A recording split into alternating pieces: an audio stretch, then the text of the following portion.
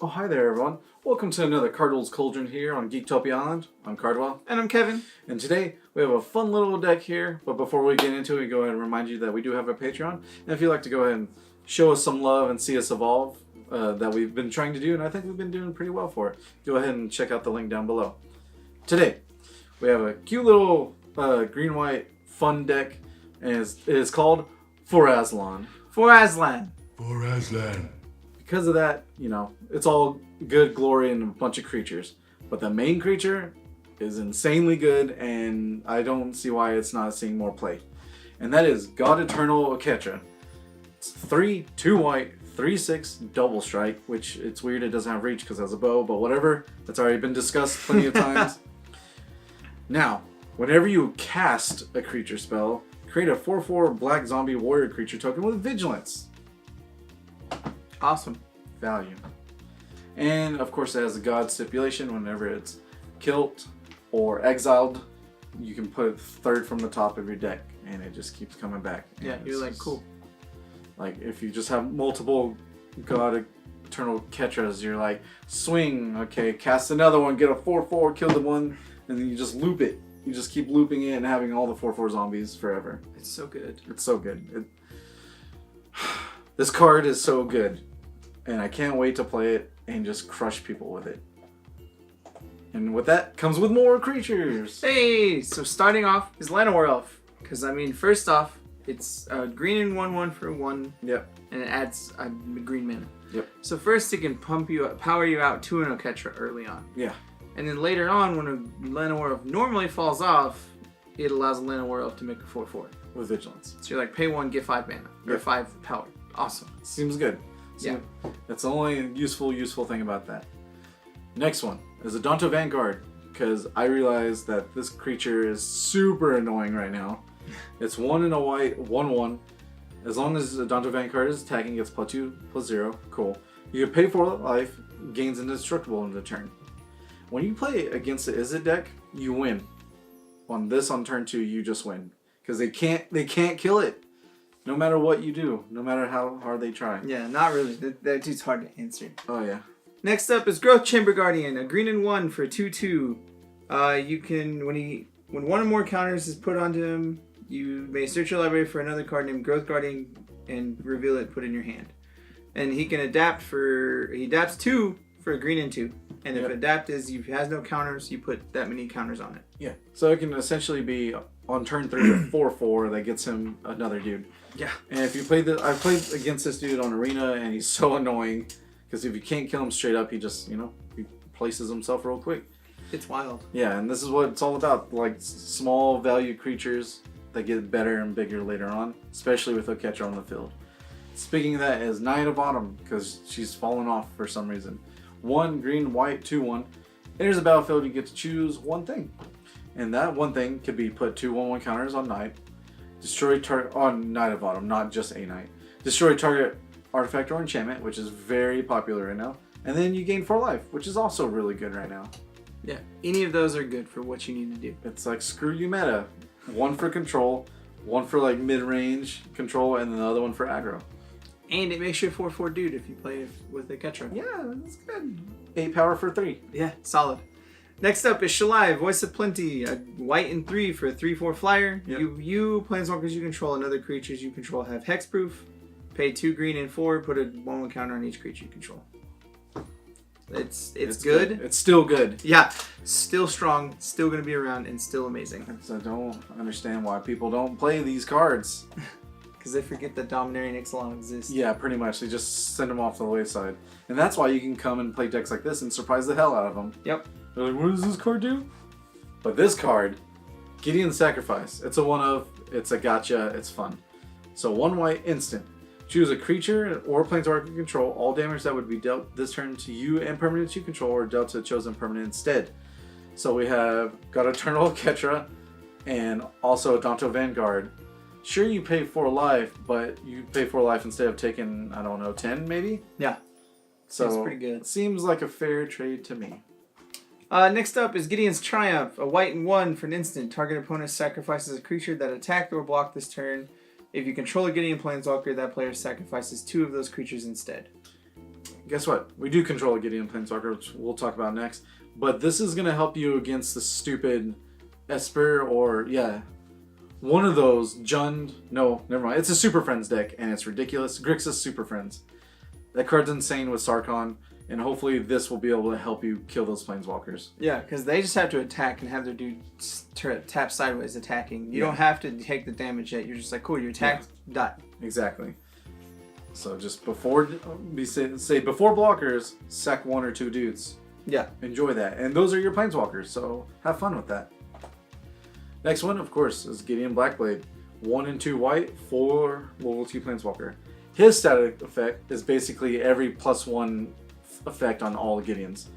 So as long as it's your turn, Blackblade is a 4/4 human soldier with indestructible, and it's still a Planeswalker. Prevent all damage that would be dealt to Gideon during your turn. So therefore, you can swing all out.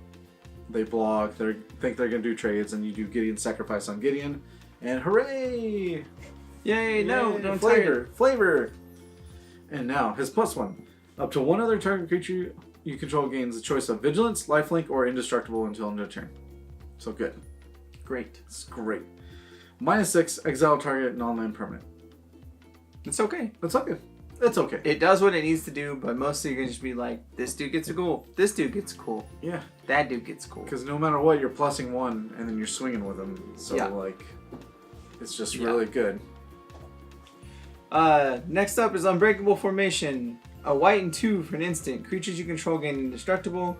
An addendum, if you cast a spell during your main phase, you put a 1/1 counter on each of those creatures, and they gain vigilance. This is when you know you can swing out big, and you know their hand is pretty much trash, you just win. You put 1/1 counters on it, and thank God for Greathearted Guardian. It says whenever 1 or more counters are on it. So when you adapt it, cool, go get a dude, you play another one, and then you play this card, and then you get 2 more. It just helps out with everything. That's pretty good. And of course, the next one is Ajani the Greathearted. 2 green, white. We decided to play this one because we like to see how this one actually works with everything. But loyalty starts with 5, so that's good for 4. Creatures you control have vigilance. Thank you. It really helps everything. Oh yeah. So +1, you gain 3 life. Okay, but you -2, and you put a 1/1 counter on each creature you control, and loyalty on each other Planeswalker you control. This dude's insane. This guy is... I've played him enough that I love him. I think he's fantastic. Yeah. Just because every turn he makes your stuff so much harder to deal with. Yeah. And the fact that you can just do turn 1 Elves, turn 2 Chamber, turn 3 Knight, and then turn 4 this, and then -2, and then everything has counters and gets big, and it's just... And all those dudes have vigilance, so you get to block for him, which is what makes him allow him to save himself. Exactly. When you don't mind sacrificing some dudes for that. Yeah. Next up is Conclave Tribunal. It's a white and 3 for an enchantment with Convoke. You can tap dudes to help pay for it. And when it enters the battlefield, exile target non-land permanent opponent controls until it leaves the battlefield. It's a great dude, and we have small little guys that fighting through a lot of heavy stuff, so. Yeah, and if you play lots of dudes with Oketra, all those new dudes that come in can tap to play this card. Yeah, exactly. It doesn't care about summoning sickness, because this taps it, not the creature itself. Yeah.